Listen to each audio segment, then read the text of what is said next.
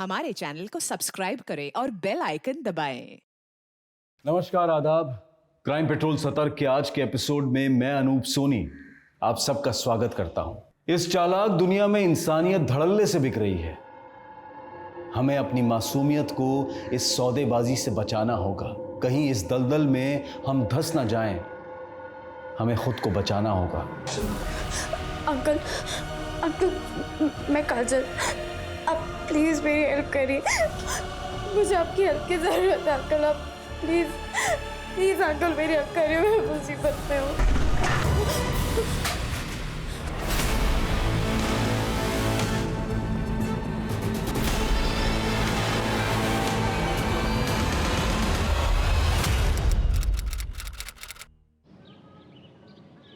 मनुष्य एक सामाजिक प्राणी है और उसकी जिम्मेदारी है समाज को बेहतर बनाने की। लेकिन आज के मनुष्य ने अपने स्वार्थ और लालच को समाज की दुर्गति है। आजकल के बच्चों को ना इंग्लिश स्कूल में पढ़ाने का एक ही नुकसान है, हिंदी में बहुत ही कच्चे होते हैं। और बेटा तुम तो पत्रकार की बेटी हो, फिर भी तुम्हारी हिंदी इतनी खराब। माँ, मैं ना आपके और पापा की तरह कोई जर्नलिस्ट नहीं हूँ। और वैसे भी मुझे ना इंग्लिश रिपोर्टर बनना है। अच्छा, देखना क्या टॉप की रिपोर्टर बनूंगी मैं। प्राइम टाइम पे मेरा शो आएगा। हाँ बन जाना टॉप की रिपोर्टर, लेकिन तेरी हिंदी भी मैं सुधार के रहूंगी। सुधार लेना। पहले आप ये बताइए कि हमारे पूज्य पिताश्री कब आ रहे हैं? बस आ रहे हैं वो। ठीक।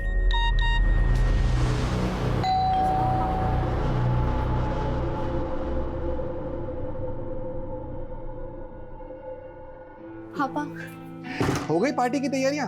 हाँ थोड़ी सी बाकी है। मेरे बिना दादी, ये कैसी है आप? मैं ठीक हूँ, तू कैसी है? मैं ठीक हूँ। अभी आप इतने टाइम बाद आई है ना, तो मैं आपको वापस नहीं जाने देने वाली। अब हो गई शिकायत दूर। चल बर्थडे पार्टी मनाते हैं। हाँ? Happy birthday to you. Happy birthday dear Kajal. Happy birthday.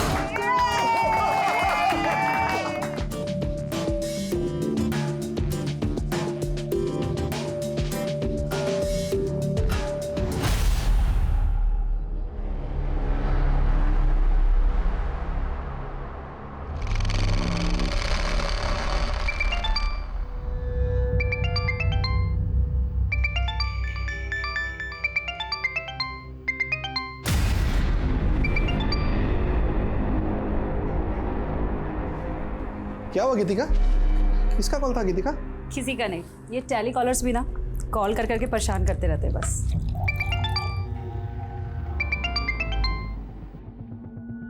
मैं माँ को कोल्ड ड्रिंक दे के आती हूँ।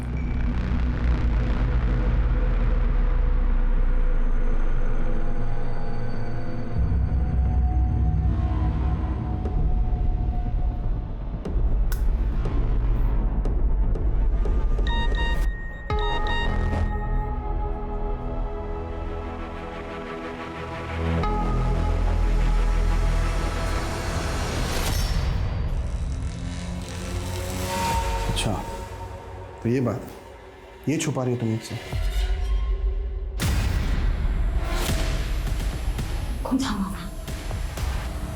कौन है वहां?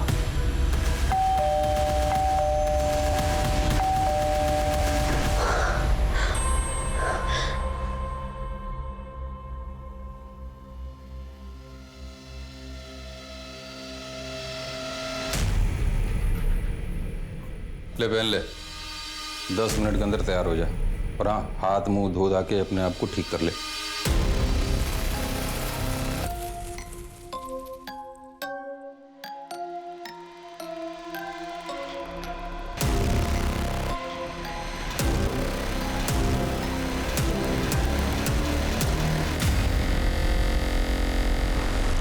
खूबसूरत जिंदगी के सपने हम सब देखते हैं, लेकिन जब ये सपने टूटते हैं तो हर दर्द की एक अलग कहानी होती है। पर काजल की कहानी क्या थी? उसका हंसता खेलता बचपन और उसका खुशहाल परिवार किस गुनाह के साए में बिखर गया था? उसके माता पिता और दादी अब कहां थे? और वो खुद किस अंधेरे में जी रही थी जिसने उसकी मुस्कान छीन ली थी? वो कहां थी, किन लोगों के साथ थी? आखिर क्यों उसकी जिंदगी, उसकी मासूमियत एक पिंजरे में कैद सी नजर आ रही थी?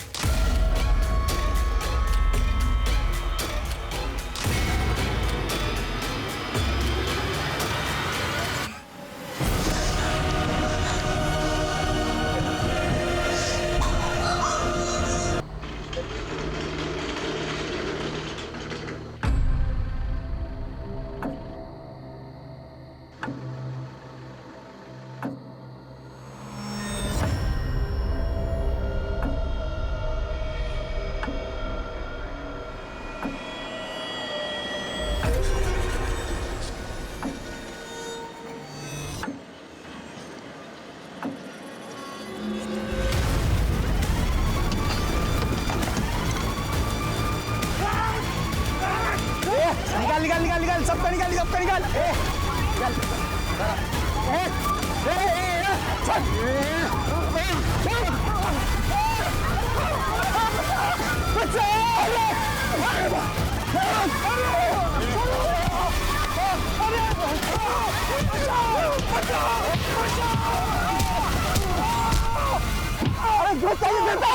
तू देगा हमको हमारे हाथ में क्या जंग लगाए अच्छा नहीं होगा रुक तेरा अच्छा करता हूं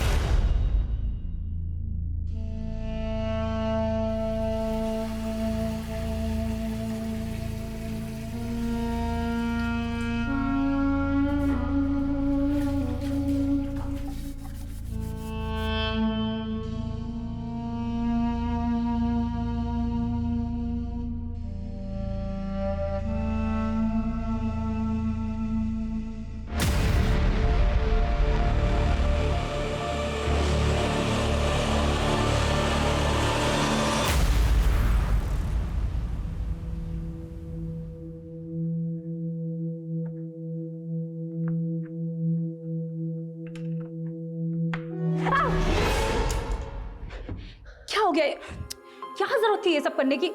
कितना खून निकल रहा है।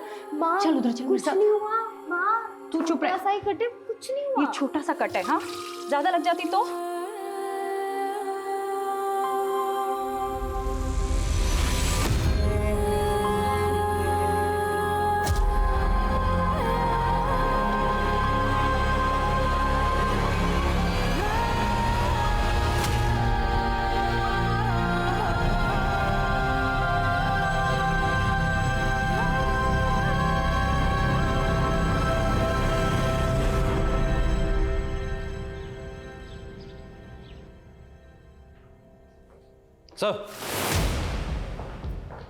सर अभी अभी खबर मिली है कि बाईपास पर एक फैमिली के साथ लूटपाट हुई है सर। उनके एक फैमिली मेंबर की हत्या कर दी गई और उनकी महिलाओं के साथ रेप हुआ है सर।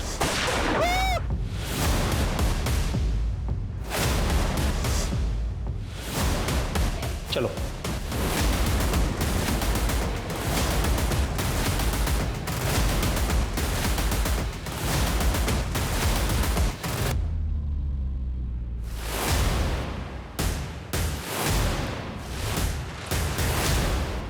सर कल एक फ़ोन आया था जिसके बारे में, वारदात के बारे में इन्फॉर्म थी सर।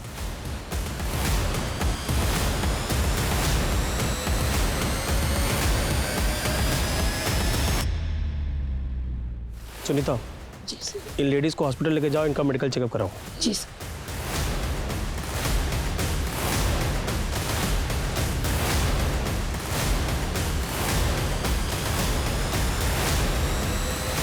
कैसे हुआ ये सब? कौन थे वो लोग?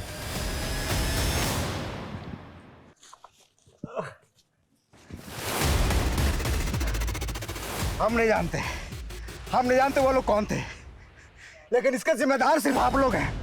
सुन रहे हैं ना? आपके इलाके में इतना बड़ा वारदात होता है, मेरा पूरा परिवार बर्बाद हो गया। आप लोग जिम्मेदार इसका। देखिए, उस परिवार का गुस्सा जायज है, और ये लॉ एंड ऑर्डर की जिम्मेदारी किसकी है? आपकी है ना? और कर क्या रहे हैं आप लोग? आपकी वजह से जनता में मेरी छवि खराब हो रही है। सर, हम क्रिमिनल्स को पकड़ने की पूरी कोशिश कर रहे हैं, और हम ये case senior officer Abhimanyu Jindal को हैंडओवर कर रहे हैं सर।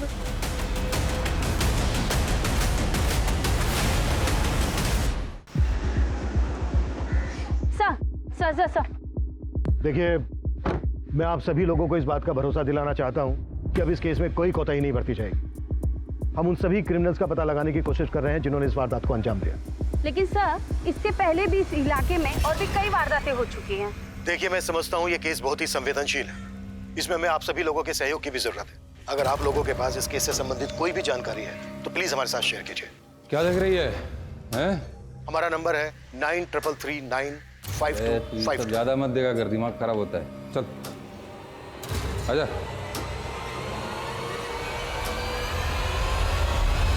सर, जिस तरह की ये वारदात है, पिछले कुछ दिनों में ऐसी कई वारदातें हुई हैं। ऑन रिकॉर्ड इस एरिया में 5 अलग अलग जगहों पर 5 अलग अलग फैमिलीज के साथ रेप और लूटपाट की घटना हुई है। हो सकता है घटनाएं ज़्यादा भी हुई, लेकिन रिपोर्ट सिर्फ 5 हुई हैं। ये भी तो हो सकता है कि शीघ्र दूसरी जगहों पर भी फैला हो, लेकिन प्रेजेंट में हम इस केस को फॉलो करेंगे। जी सर। सर, ये फैमिली शादी के फंक्शन से घर लौट रही थी जब ये हादसा हुआ। लोकल पुलिस को क्रिमिनल्स का एक टिफिन हाथ लगा जिसमें चिकन था। सर, एक टिफिन बॉक्स मिला है सर, जो इन फैमिली का नहीं है, बल्कि उन क्रिमिनल्स की है जो आनंद पानन में ये बक्सा छोड़ के गए हैं साहब। इसमें चिकन है साहब। लोगों ने वहाँ पर खाना खाया, लेकिन चिकन को छुआ तक नहीं। चिकन ना खाने के पीछे कोई तो कारण होगा। अच्छा, इस टिफिन पे एक नाम खुदा है, नाथू सिंह। जी सर, ये नाम वाला एंगल और क्रिमिनल्स के चिकन ना खाने वाले एंगल को पुरानी इन्वेस्टिगेटिव टीम ने काफ़ी इन्वेस्टिगेट किया, लेकिन कोई इन्फॉर्मेशन हाथ नहीं लगी उनके। उनकी इन्वेस्टिगेशन जहाँ खत्म हुई है, हम वहाँ से शुरू करेंगे। एक काम करते हैं, सबसे पहले क्राइम सीन विजिट करते हैं। सर,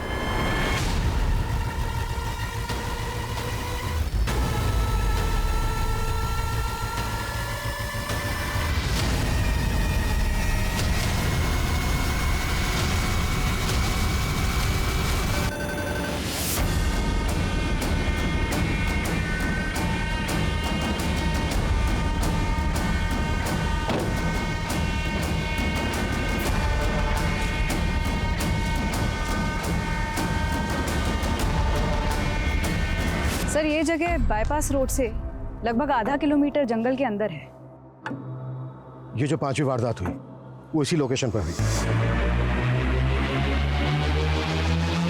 इस 5वीं वारदात से पहले जो 4 वारदातें हुई थी वो यहाँ से करीब 8 से 10 किलोमीटर की दूरी पर हुई थी, और ये 5 वारदातें इसी बाईपास रोड के आसपास हुई थी। इस रेडियस में कोई रिहाइश भी नहीं है।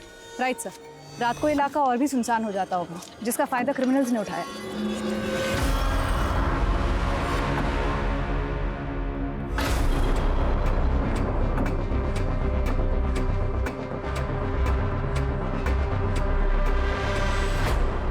अगर आसपास कोई रिहाइश नहीं है तो फिर यहाँ पे पूजा करने कौन आता होगा? शाश्वता, आसपास के इलाकों में पता करो कि यहाँ पर लोकल लोगों का आना जाना है क्या।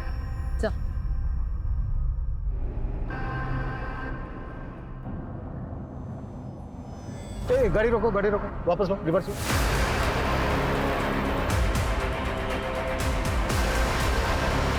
रोको।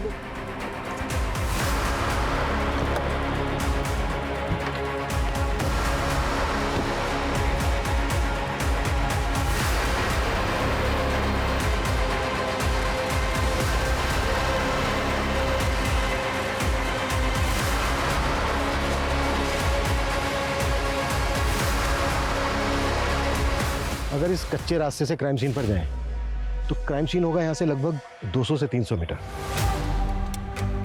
और अगर प्रॉपर रोड से जाएं तो क्राइम सीन का डिस्टेंस होगा लगभग 1 किलोमीटर। ये बैरिकेडिंग ऐसी जगह पर है कि यहां से क्राइम सीन का शॉर्टकट है। शाश्वता, पता करो कि ये बैरिकेडिंग वारदात होने के पहले से यहाँ पर लगाई जाती थी या वारदात होने के बाद से लगाई जाने लगी, और ये भी पता करो कि यहाँ पर किन पुलिस वालों की ड्यूटी होती है। सर,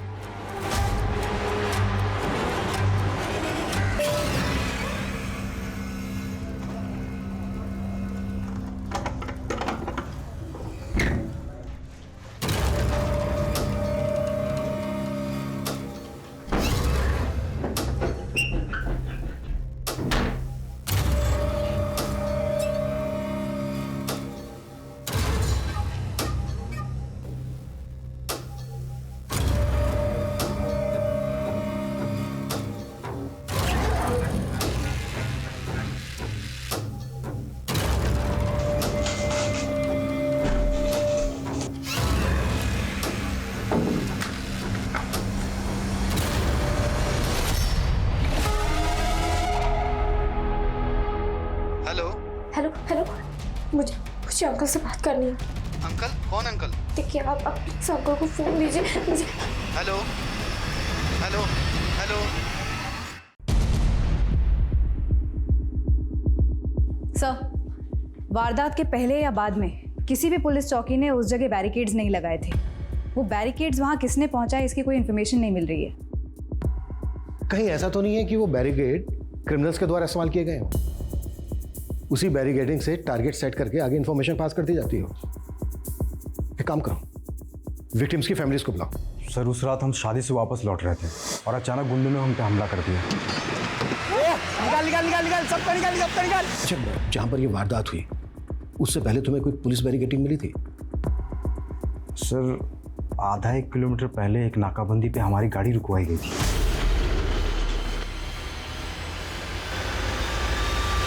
अच्छा, वो जो पुलिस वाला था उसकी शर्ट पे कोई नेम प्लेट लगी थी? सर, इतना ध्यान तो नहीं है मुझे सर। चेहरा याद है उस पुलिस वाले का? सर, काफ़ी अंधेरा था और मुझे कुछ याद भी नहीं है सर।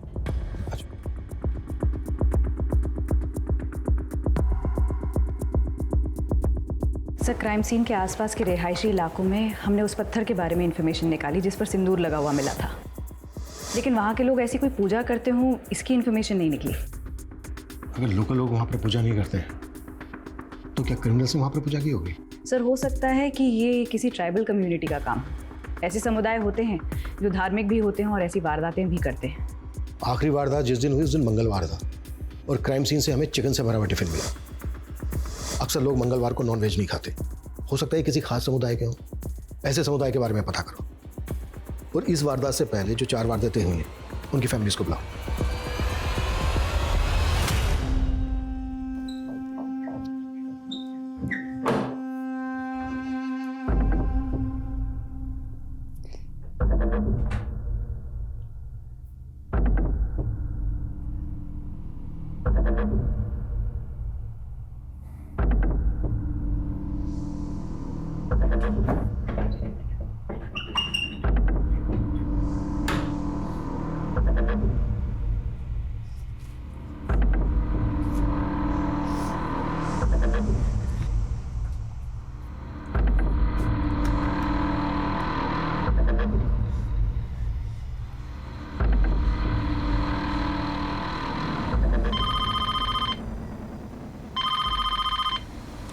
हेलो, मुझे अंकल से बात करनी है। आप मेरी अंकल से बात करवाइए। कौन से अंकल से आपको बात करनी है? ये पुलिस स्टेशन है। वो जो टीवी पर आए थे ना, मुझे उस अंकल से बात करनी है, तो आप इस अंकल से बात करवाइए। कौन से अंकल आए थे टीवी पे? आप बताइए बेटा, क्या बात है, मुझे बताइए। क्या हुआ? सर, एक बच्ची का कॉल है, वो कह रही है मुझे उस अंकल से बात करनी है जो टीवी पर आए थे। हेलो हेलो बेटा, मैं वही अंकल हूँ जो न्यूज़ में आए थे टीवी पर। बोलो, क्या बात करनी है? अंकल, मैं ना यहाँ पर फंस।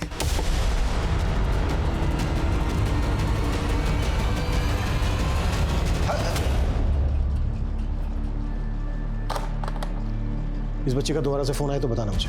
सर,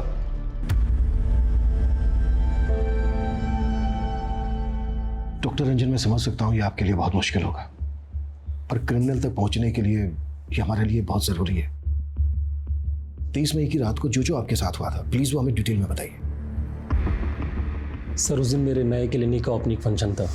मैं अपनी फैमिली के साथ उस बाईपास रोड से घर लौट रहा था कि तभी 5 गुंडे लोगों ने हमारी गाड़ी का रास्ता रोक लिया और लूटपाट की सर। और सर मेरी वाइफ और सिस्टर के साथ उन लोगों ने। सर मैंने उनकी बहुत मिन्नतें की लेकिन उन्होंने मेरी एक बात नहीं सुनी। मेरी बहन का रेप किया और सर मुझे बुरी तरह से मारा और सब कुछ लूट कर ले गए हमसे। सर हमारे पति बिजनेसमैन थे, तो उस दिन हम लोग गोरखपुर से घर जा रहे थे। उन गुंडों ने हमारी कार पे कुछ फेंका जिससे हमारी कार इनबैलेंस हो गई। उन लोगों ने हमारे पति को मार दिया और हमारे साथ। उस घटना के कुछ देर पहले एक चेक पोस्ट पे हमारी गाड़ी के ऊपर चेक हुए थे। हाँ सर, वहाँ से कुछ देर पहले एक नाकाबंदी थी। हाँ सर, हमारी गाड़ी की भी चेकिंग हुई थी। इन 5 वारदात में एक चीज कॉमन है, चेक पोस्ट पर विक्टिम्स की गाड़ी को रोके जाना। I am sure in criminals के कुछ साथी फेक पुलिस वाले बनकर टारगेट सेट कर रहे थे, आगे इन्फॉर्मेशन पास कर रहे थे और उनके दूसरे साथी वारदात को अंजाम पहुंचा रहे थे। लेकिन सर किसी भी विक्टिम ने क्रिमिनल का चेहरा नहीं देखा, क्योंकि वारदात के वक्त सबके चेहरों पर गमछे बंधे हुए थे। हाँ, लेकिन जो फेक पुलिस वाले थे उनका चेहरा तो देखा होगा, और हो सकता है विक्टिम्स में से किसी ने क्रिमिनल्स का चेहरा भी देखा हो। विक्टिम्स के साथ दोबारा से बात करो, फेक पुलिस वाले और क्रिमिनल्स, इनके स्केच बनवाओ। सर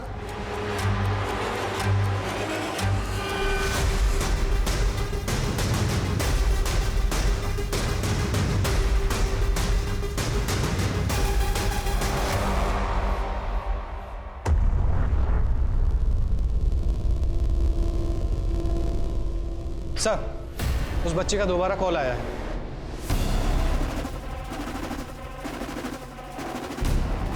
हेलो अगर मुझे आपकी हेल्प चाहिए, मैं बहुत मुसीबत में हूँ, आप प्लीज मेरी हेल्प करिए। हाँ हाँ बेटा, हम जरूर बचा लेंगे।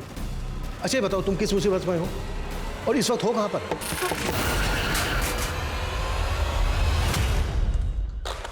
जिस नंबर से कॉल आया पता करो किसका कॉल है, किसके नाम पर रजिस्टर्ड है। इस नंबर को ट्रेस करने की कोशिश करो। सर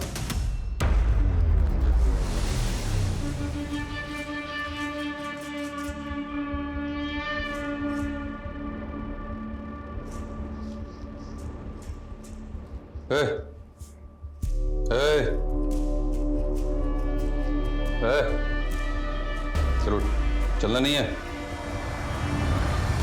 सर कुछ विक्टिम्स की मदद से हमने क्रिमिनल्स के स्केचेस बनवाने की कोशिश की।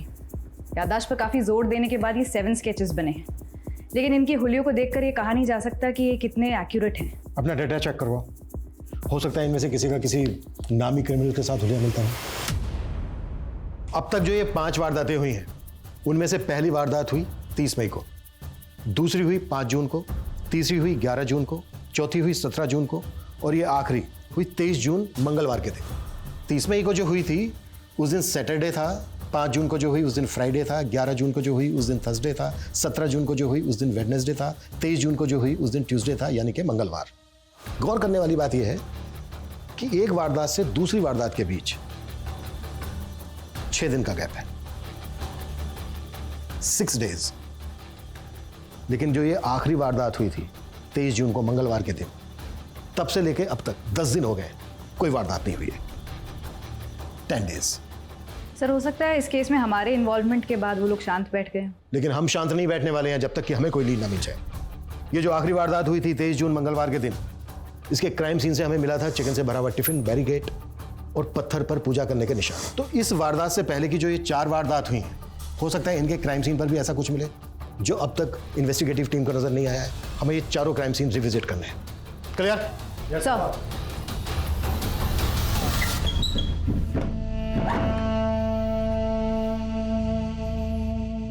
ले तेरे लिए दूध लाया हूं, फटाफट पी ले। सुना नहीं? दूध लाया हूं, फटाफट पी ले। नहीं मानेगी, मुझे अपने तरीके से ही पिलाना पड़ेगा। चल मुंह खोल, मुंह खोल, मुंह खोल, इधर चल, खोल खोल खोल।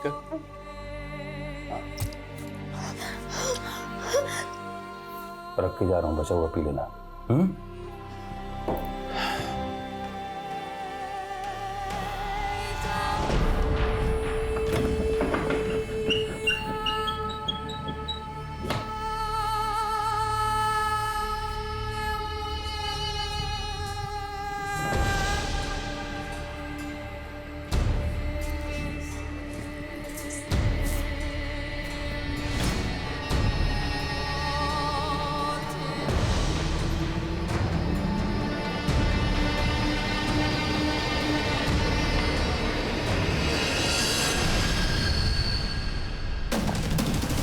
सर, उस बच्ची का दोबारा कॉल आया है लेकिन उसकी आवाज नहीं आ रही।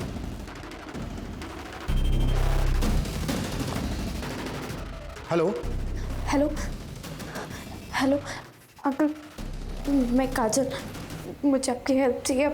बेटा मुझे आपकी आवाज नहीं आ रही है। Hello uncle, hello. अगर आपको मेरी आवाज आ रही है तो मैं ये फोन काट के अपने मोबाइल फोन से आपको वीडियो कॉल करता हूँ। अंकल अंकल, मैं काजल। हेलो बेटा, हेलो। मुझे आपकी हेल्प की जरूरत है अंकल, आप प्लीज प्लीज अंकल मेरी हेल्प करिए, मैं मुसीबत में हूँ।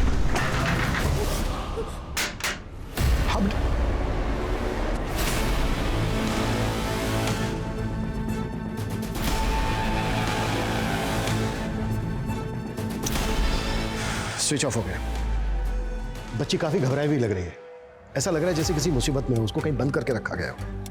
ये देखो, विंडोज पर भी वुडन प्लैंट्स लगे हैं। जिस नंबर से बच्ची फोन कर रही है, मैंने कहा था तुमसे पता करो किसका नंबर है, कहाँ का है। पता किया?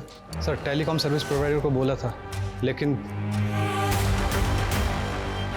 एक बच्ची मुसीबत में है, मदद मांग रही है हमसे। कुछ भी हो सकता है उस बच्ची के साथ, और तुम्हारे पास लेकिन के अलावा कोई जवाब नहीं है। खड़े क्या हो, पता करो। सर,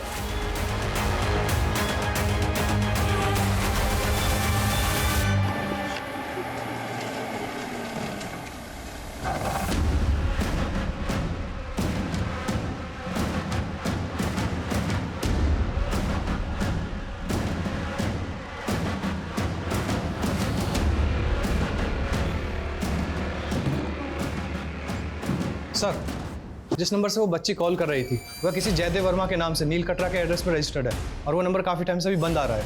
और सर, ये जयदेव की फ़ोटो। अच्छा, जिस वक्त बच्ची ने कॉल किया था उस वक्त वो नंबर कहाँ पर एक्टिव था? सर, गौतम नगर।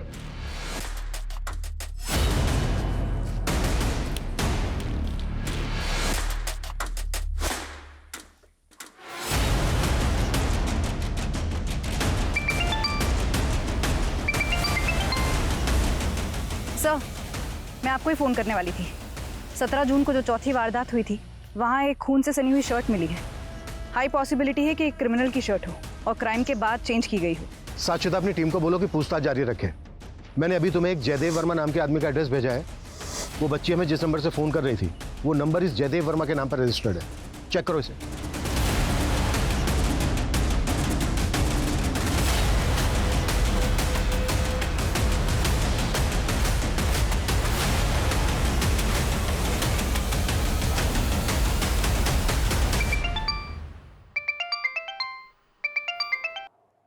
हाँ शाश्वता।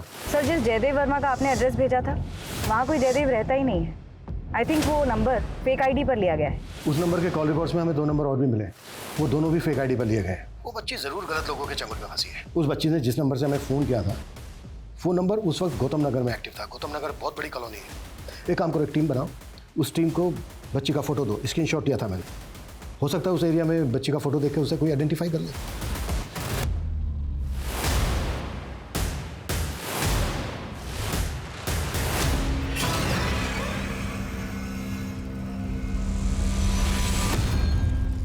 अगर ये शर्ट उन्हीं क्रिमिनल्स में से किसी एक की है तो ये जेके टेलर से हमें उनकी लीड मिल सकती है। सर,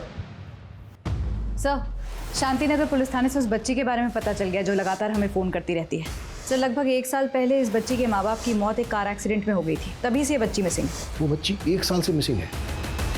उसकी फैमिली में और कौन कौन है? सर, इसकी दादी है और चाचा है।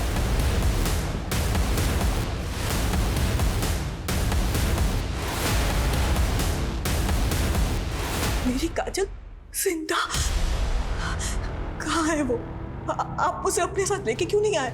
इस वक्त काजल कहाँ है हमें नहीं पता। काजल ने हमारे पुलिस स्टेशन में फ़ोन किया था, उसे हमारी मदद चाहिए थी। हमें ऐसा लगता है कि उसको कहीं कैद करके रखा गया है। कहाँ कैद किए? ये हम पता लगा रहे हैं।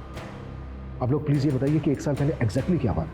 काजल उस दिन मेरे बेटे और बहू के साथ ही थी। वो लोग मुझे मिलने यहाँ मेरे घर आने वाले थे। दादी हम बस निकलने ही वाले हैं, लेकिन पहले आप मुझे ये बताइए कि आपने मेरे लिए स्पेशल डिश बनाई है ना? तू बस आ जा, तेरी पसंद की सारी चीजें बनाई है। अरे मम्मी आपके लिए कुछ लाना है क्या?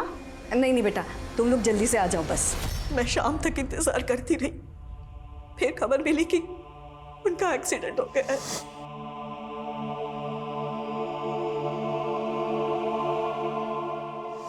पुलिस ने कहा कि मेरे बेटे और बहू का एक्सीडेंट हुआ था, पर काजल वहां थी ही नहीं। तो सर ऐसा कैसे हो सकता है कि काजल भैया और भाभी के साथ नहीं होगी? इसलिए मम्मी को उन पे शक हुआ। मुझे तो ये भी लगा था कि मेरे बेटे और बहू का एक्सीडेंट नहीं बल्कि हत्या हुई थी। पोस्टमार्टम रिपोर्ट में तो ऐसा कुछ नहीं। सब कुछ झूठ लिखा था साहब। मैंने अपनी आंखों से मेरे बेटे और बहू की लाशें देखी थी। वो एक्सीडेंट नहीं था। मेरी बहू के पैर पे खून के निशान थे, जबकि वहां कोई चोट लगी नहीं थी। हमने कितना कहा लेकिन किसी ने हमारी नहीं सुनी। उस वक्त किसी पर शक था आपको? नहीं सर, हमें ऐसा कोई अंदाजा नहीं है सर। लेकिन हाँ, हमें ये जरूर लगा था कि भैया और भाभी जर्नलिस्ट थे और शायद इसी वजह से उन्हें टारगेट किया जा रहा था सर। काजल ने जिस नंबर से हमें फ़ोन किया था, वो नंबर उस वक्त गौतम नगर में एक्टिव था। गौतम नगर में आपकी जान पहचान का कोई रहता है, कोई ऐसा जिस पर शक हो आपको, जो काजल के साथ ऐसा कर सकता हो या आपके बेटे बहू के साथ ऐसा कर सकता हो? नहीं सर, कोई भी नहीं है सर जिस पे हमें शक हो। लेकिन सर हम बस ये चाह रहे हैं आप काजल को प्लीज़ जल्दी ढूंढ दीजिए सर, हमें उसकी बहुत चिंता हो रही है। काजल जिस शोषण का शिकार हो रही थी, क्या उसी घिनौने मंसूबे की वजह से किसी ने काजल से उसके माता पिता को छीन लिया था? क्या काजल के माता पिता वाकई 1 साल पहले एक्सीडेंट का शिकार हुए थे, या फिर काजल की दादी का शक सही था? क्या काजल अपने माता पिता के किसी जानने वाले के गुनाह का शिकार हो रही थी, या फिर उसके अपराधी कोई गैर थे? काजल की दादी के मन में अब एक उम्मीद की किरण जागी थी, पर पुलिस की चुनौती ये थी कि क्या वो काजल को ढूंढ पाएगी। वहीं सीरियल हाईवे रॉबरीज में पुलिस एक जेके टेलर नाम की शॉप की तलाश कर रही थी, पर क्या यह तलाश उन्हें सही दिशा दे पाएगी? हाँ मैडम, ये मेरा ही टैग है। ये शर्ट मैंने बनाई है। किसने बनवाई थी तुमसे? और मैडम रोजाना इतने सारे ग्राहक आते हैं यहाँ पे, अब ये बताना थोड़ा मुश्किल हो जाएगा। इनमें से किसी को जानते हो? मैडम ये तो एकदम सुनील साहब जैसे दिख रहे हैं। वो भी आपकी तरह पुलिस में है और उनकी पुलिस की वर्दी मैं ही सिल के देता हूँ। कहाँ रहता है ये सुनील? आइए मैडम, ये उनका घर।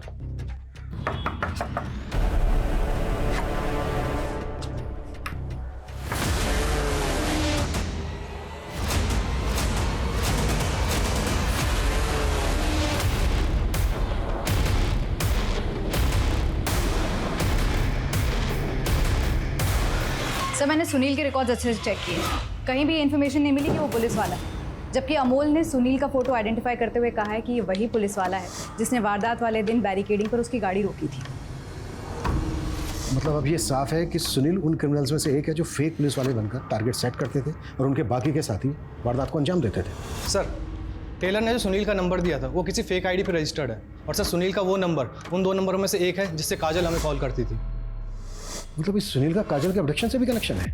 सर कहीं ऐसा तो नहीं कि काजल के पेरेंट्स इसी गैंग का शिकार हुए और फिर इसी गैंग ने काजल को अबडक्ट कर लिया? काजल की दादी और चाचा का भी यही कहना है कि उनका मर्डर हुआ था। काजल की दादी और चाचा को बुलाओ, हो सकता है ये लोग इन क्रिमिनल्स को पहचानते हो। इनमें से तो हम किसी को नहीं जानते, पर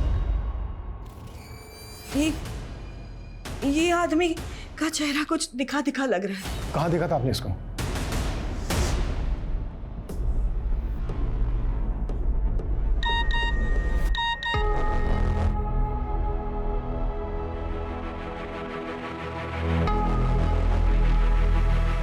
अच्छा ये बात है, ये छुपा रही हो तुम मुझसे? तुम्हें धमकी भरे मैसेजेस आ रहे हो, तुमने मुझे बताया था क्यों? हमारे प्रोफेशन में तो ये आम बात है ना, ऐसे कॉल और धमकी आना। लेकिन तुम्हें मुझे तो बताना चाहिए ना एटलीस्ट। रघु मुझे धमकी भरे मैसेज कर रहा है। कौन है? कौन है वहां?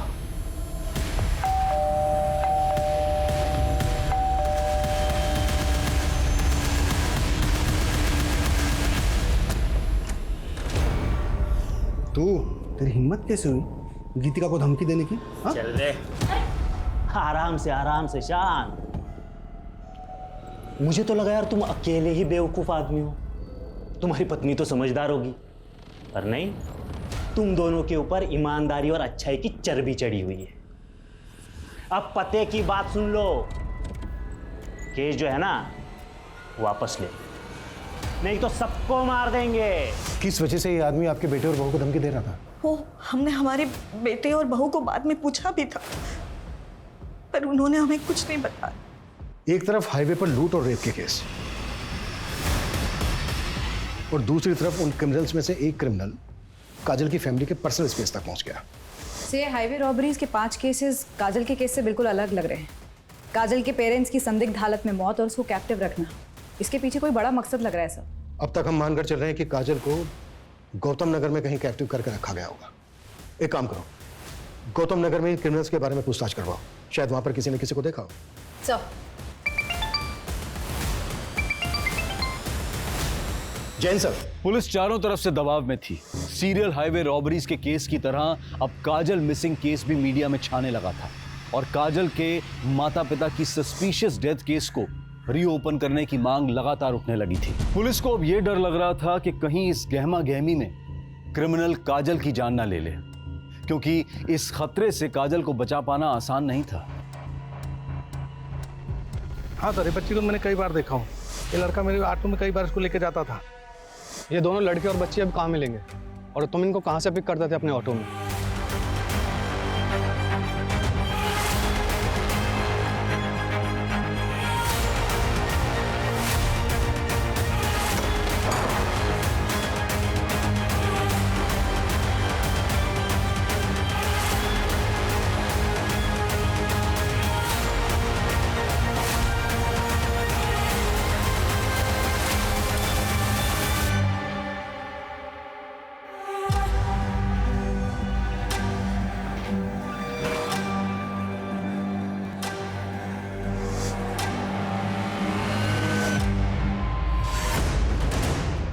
जब काजल के साथ मेरी वीडियो कॉल पे बात हुई थी तो काजल यहीं पे थी, मतलब उसको यहीं कैप्टिव करके रखा गया था। पता करो ये जगह किसकी।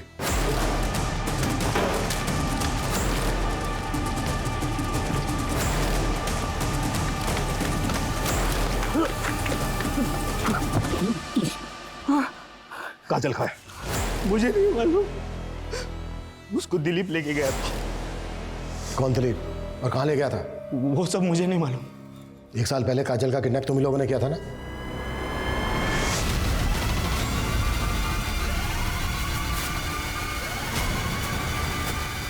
आनंद, क्या है? बाहर दिखा रहे, लेकिन क्या हुआ? आनंद, अरे क्या कर रहे हो? अरे मेरी बात तो सुनो। आवाज बंद एकदम। छोड़ मुझे। एकदम चुप।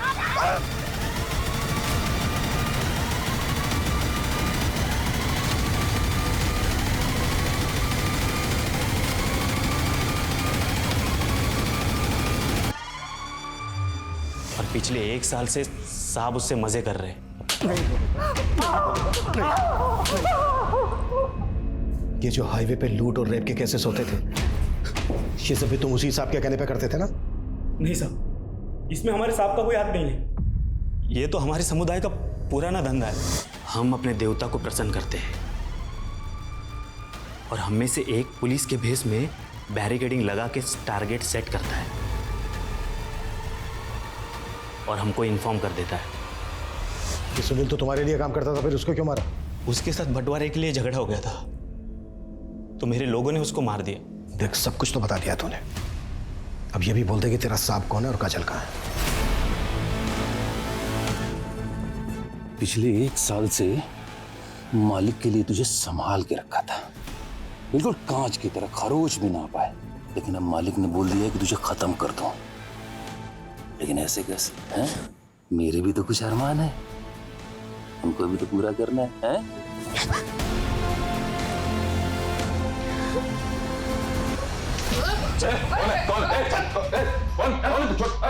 मैंने छोड़।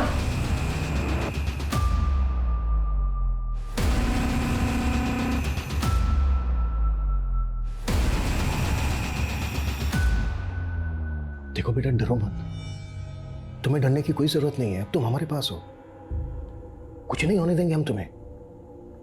बस बेटा हमें ये बता दो कि वो लोग तुम्हें किस आदमी के पास लेके जाते थे? पापा ने उस अंकल के अगेंस्ट न्यूज छापी थी।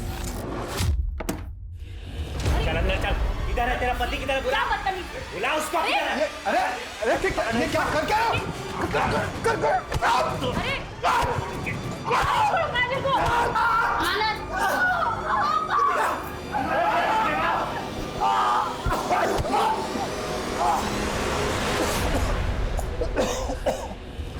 पत्रकार साहब, बड़ी तेज कलम चलती है आपकी।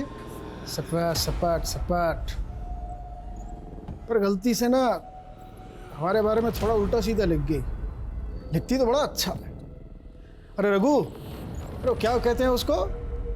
हाँ, बाय मिस्टेक। चलो कोई नहीं, अपनी गलती सुधार लो। दिल खोल के माफीनामा लिख दो हमारे बारे। नहीं लिखूंगा। अरे बाप रे, बड़ा खून बोल रहा तुम्हारा, मैं तो डर गया। अबे 2 कौड़ी के औकात में आ जा। नहीं तो तेरी बेटी और तेरी बीवी दोनों को जान से मार लेंगे। बस सुन रहा है समझदार पत्रकार? कलम उठा, माफी लिख और अपने परिवार की जान बचा। नहीं लिखूंगा।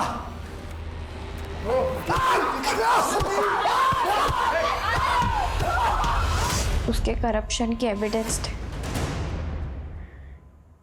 इसलिए उसने। साहब ने बोला था कि उनकी मौत ऐसे हो जैसे एक्सीडेंट लगे, तो मैंने उनको मार के कार में डाल दिया और कार को खाई में फेंक दिया। तुम्हारा हिसाब कौन है?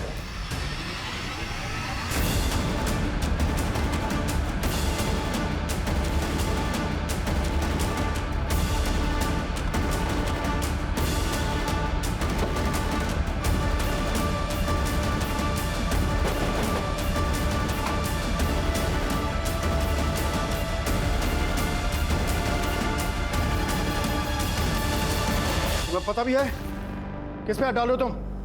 2 मिनट के अंदर ना तुम्हारी वर्दी छिन जाएगी तुमसे। हमारी चिंता छोड़िए, अपनी सोचिए मंत्री जी। आपकी तो कुर्सी भी गई और इज्जत भी। ये फाइल देख रहे हैं आप? इसमें आपके सभी कुकर्मों का हिसाब किताब है।